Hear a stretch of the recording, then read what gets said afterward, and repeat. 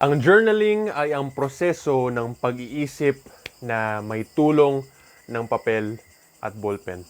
Sa akin nga ay hindi ako magre-rekomenda na gumamit ng cellphone sa pag-journaling dahil nga ay makakahigop ng enerhiya ang cellphone mula sa mga isipan natin. Tapos masakit din sa mata lalo na kapag medyo matagal tayo magsusulat.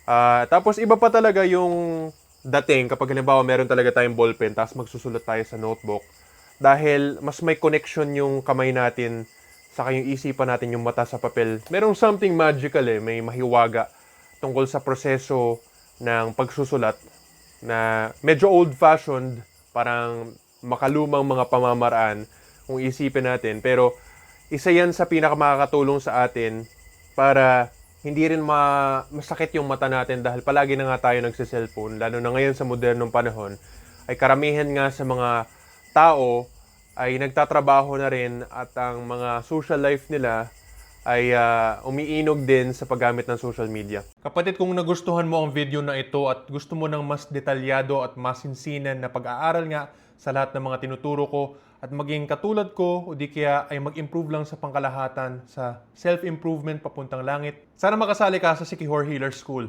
Ito ang exclusive membership site ko na may bayad ayon sa level ng membership na gusto mong i-avail. Sana magkita-kita tayo sa loob ng Sikihor Healer School. Salamat po at God bless.